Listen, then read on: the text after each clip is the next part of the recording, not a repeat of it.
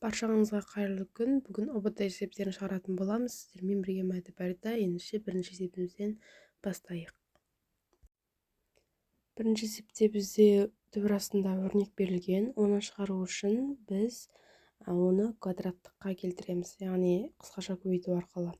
Жақша ішінде а қосылған б жақша сыртына квадрат тең болады а квадрат қосылған 2аб қосылған b квадрат. Бұны енді өрнекпен теңестіріп аламыз. 7 қосылған 4 көбейтілген түбір асты 3 тең болады а квадрат қосылған 2аб қосылған b квадратқа. Енді осы жерде 7 санын біз а квадрат қосылған b квадратқа теңестіреміз. Ал 4 көбейтілген 3 түбір асты 3-ті теңестіреміз 2аб-ға. Осы жерде екеуін екіге қысқартып жіберетін болсақ, бізде 2 көбейтілген түбір асты 3 тең болады аб-ға. Осы жерден біз а-ны 2-ге, b-ны түбір асты 3-ке теңестіріп көрейік. Енді бұны сәйкестендіріп көрейік келесі өрнекпен. Өрнек дұрыс орындалатын болса, онда біз дұрыс тапқан болып саналамыз. А-ның квадраты бізде 4-ке тең, қосамыз b-ның квадраты бізде 3-ке тең болады 7-ге. Яғни а мен b-ны дұрыс тапқанбыз. Бұл дегеніміз 2 қосылған түбір асты 3-тің жақсы сыртындағы квадраты тең болады 7 қосылған 4 көбейтілген түбір асты 3-ке. Енді оның орнына 2 қосылған түбір асты 3-тің жақсы сыртындағы квадратын қоя аламыз. Екеуі тең болғандықтан ары қарай квадраттармен түбір қысқарып 2 қосылған түбір асты 3 деген жауап қалады екен. Бұл бізде б жауабында тұр. Келесі есепке кеттік. Келесі есепте біз ықшамдауымыз керек. Ықшамдау үшін бірінші жақша сыртындағы дәрежені 3-ке кіргізетін боламыз. 1 бөлінген 4-тің 3 дәрежесі бізде 1 бөлінген 64-ке тең, ал m-нің дәрежесін көбейтетін боламыз. Сонда m-нің 6 дәрежесі және n-нің 3 дәрежесі болады. Ары қарай қалған өрнекті дәл берілгендей жазыламыз. -32 m-нің 2 дәрежесі көбейтілген n-ді бөлеміз. 1 бөлінген 2 m-нің 8 дәрежесі n-нің 4 дәрежесіне тең болады. Осы жерде 64 пен 32-ні қысқартамыз. 34-тен бізде 2 қалады. Ол жерде сонда 2-ден 1 қалады. 2-ден 1 мен 2-ден 1-ді қысқартып жібереміз. Алдындағы минусты ұмытпаймыз. Сонда қалады бізде m-нің 6 дәрежесін көбейтеміз m-нің 2 дәрежесіне, m-нің 8 дәрежесі болады. n-нің 3 дәрежесін көбейтсек n-ға, n-нің бізде 4 дәрежесі болады. Оны бөлеміз біз m-нің 8 дәрежесі көбейтілген n-нің 4 дәрежесіне. Бұл жерден біз екеуі де бірдей болғандықтан 1 шығады деп аламыз. Жауабы бізде б. Келесі есеп синус альфа тең болады 0,7 және шартты ескере отырып косинус 2 альфаны табу керек екен. Біз косинус 2 альфаның формуласын білеміз. Косинус 2 альфа тең болады бізде 1 азайтылған 2 синус альфа квадратқа тең болады. Енді осы жерде орындарына қоя саламыз. Косинус 2 альфа тең болады 1 азайтылған 2 көбейтілген 0,7-нің квадраты. Бұл жерден бізде шығады, сонда 1 азайтылған 0,198. Одан шығады бізде 0,2. Осы жерде жауабымыз 0,2 болады. Шарт бойынша біз 90 мен 180 арасын алуымыз керек. Ол жерде косинус негізі минус. Бірақ 2 альфа болғандықтан біз плюс алатын боламыз. Келесі есепке барайық. Сонда жауабымыз А. Келесі есепте көп мүше түріне келтіріңіз дейді. Бұл жерде біз кәдімгі жақша ашу амалын қолданатын боламыз. 3а квадрат азайтылған 10а қосылған 4а квадрат қосылған 10а. Бұл жерде бізде 10алар қысқарып кетеді.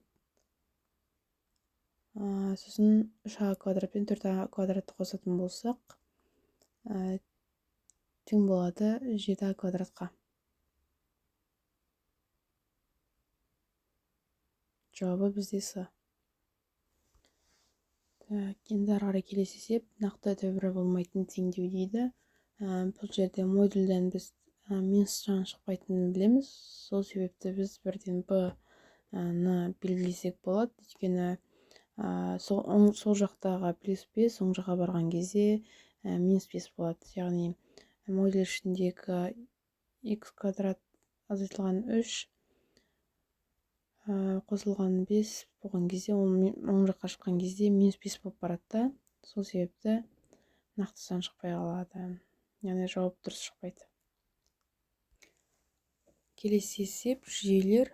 Жүйеден бірінші біз бір айнымалы теңестіре аламыз. Бірінші өрнекті жазып алайық. 3x азайтылған 8y тең минус 43-ге. Екінші өрнектен біз y-ті бірден өрнектеп алайық. Минус 34 минус 44x. Осы жерден біз бірінші өрнекке y-дің орнына жаңағы өрнектеп алған y-імізді қоятын боламыз. Сонда 3x азайтылған 8 көзделген жақша ішінде минус 4 азайтылған 4x-ке тең. Жақша жабамыз, тең болады минус 43. Осы жерден арай өрнектеп шығара беретін боламыз. 3x азайтылған минус 34 пен минус 8-ді көбейтетін болсақ 272 шығады. Минус 8 пен минус 4-ді көбейтетін болсақ плюс 32x шығады. Тең 43.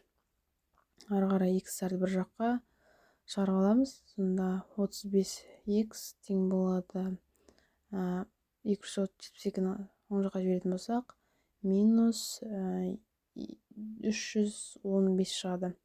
Осы жерден екі жақты да 35-ке бөліп жібереміз. Сонда минус 9 шығады екен.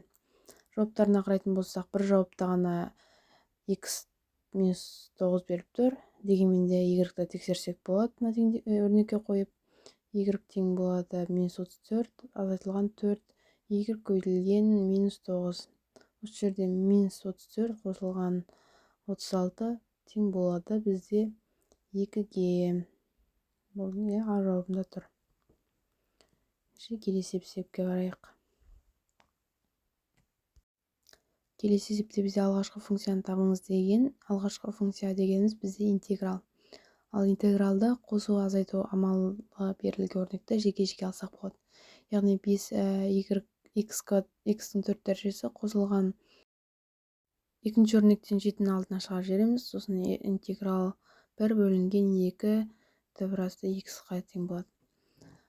Интегралды айтын болсақ жеке-жеке бізде дәрежесіне 1 қосылып, тура сол дәреже астына бөлінетін болады. Яғни x-дің 5 дәрежесі бөлінген 5 қосылған 7. Интеграл 1 бөлінген 2 көбейтілген түбірасты x. Интегралы бізде түбірасты x-ға тең болады. Бұл формула, егер білмейтін болсақ, өзіміз шығарсақ болады. 1 бөлінген 2 көбейтілген түбірасты x-ті біз дәреже ретінде жазып аламыз. X-дің минус 2-ден 1 дәрежесі деп үстіге көтереміз. Осының интегралын алған кезде біз дәрежесіне 1-ді қосып, сол дәрежені астыға бөлетін едік. Дәл солай орындайтын боламыз. X-дің 2-ден 1 дәрежесі 1-ді қосатын болсақ, бөлеміз 2 көбейтілген 2-ден 1 дәрежесіне. Сонда бұл жерден бізде x-дің 2-ден 1 дәрежесі сат. Бұл дегеніміз түбірасты x-қа тең. Арға шығатын болсақ, 5-тер қысқарып кетеді. Сонда x-дің 5 дәрежесі қосылған 7 көбейтілген түбірасты x қосылған с. Бізде бұл жауап Б вариантында тұр екен. Келесі есеп дұрыс төртбұрышты пирамиданың табанының диагоналі түбірасы 2-ге тең дейді, ал биіктігі 3-ге тең дейді. Пирамиданың көлемі дейді. Бізде пирамиданың көлемінің формасы 1/3 көбейтілген S табан көбейтілген H-қа тең. Осы жерде бізде S табан жоқ, осыны тауып алайық. Дұрыс төртбұрыш бізде әрбір қабырғасы тең төртбұрыш болып табылады. Яғни осы жерде диагоналін біз Пифагор арқылы тапсақ болады. Өйткені төртбұрыш, ал қабырғалары А-ға тең.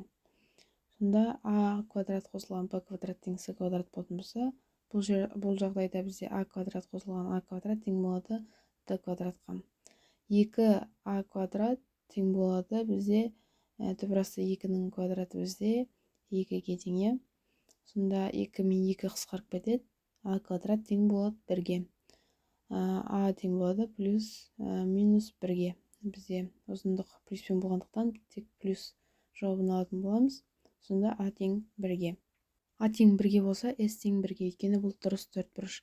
Енді орындарына қоятын болсақ 1/3 көбейтілген 1 көбейтілген 3.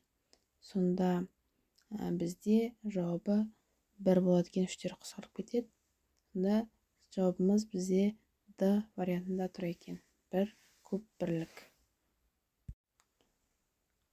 9-шы есеп. Санжар 2000 теңгеге алма мен кәмпит сатып алмақшы. 1 килограмм алманың бағасы 450, 1 килограмм кәмпиттің бағасы 650-ге тең. Санжардың алатын алмасы мен кәмпиті сәйкесінше X, Y килограмм болатын болса, сатып алардан бұрын ол қандай теңсіздікке сүйенетінін табыңыз дейді. Бұл әрине анық. Бізде қолымызда бар жоғы 2000 теңге. Оған тең немесе кіші алуымыз керек. Бұл бізде тек А вариантында ғана тұр. Яғни 450X и 650Y